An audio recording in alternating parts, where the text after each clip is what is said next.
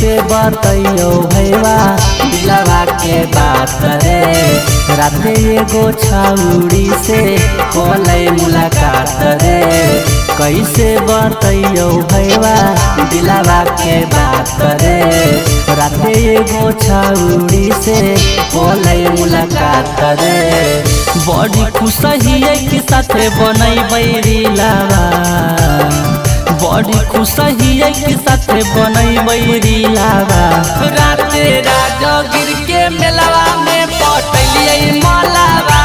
राते राजगीर के मेलावा में पटलियै मालावा।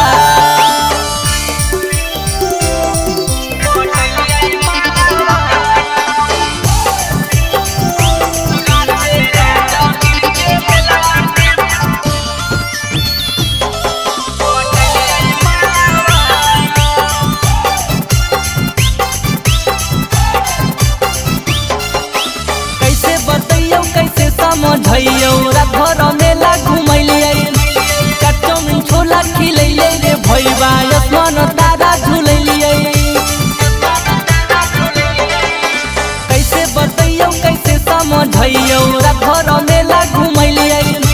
कच्चो में छोला खिलैले रे भैया आसमान तारा झुलैलियै। दिलियै खरीद झुमका तीन तलावा। दिलियै खरीद झुमका तीन तलावा। राते राजगीर के मेलावा में पटलियै मालावा। राते राजगीर के मेलावा में पटलियै मालावा।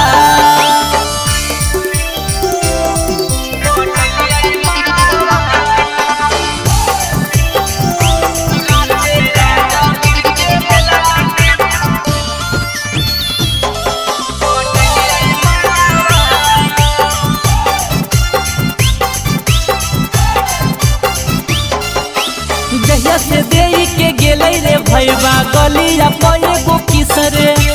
इहे सब बतिया सोची सोची करो हियै बड़ी मिसरे। जहिया से देई के गेलै रे भैया गलिया पएगो किसरे।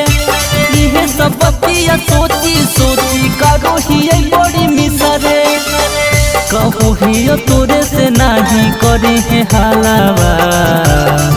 कहू हियो तोरे से नाही करे है हालावा।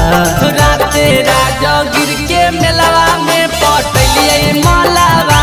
राते राजगीर के मेलावा में पटलियै मालावा। DNS music recording studio Rajauli.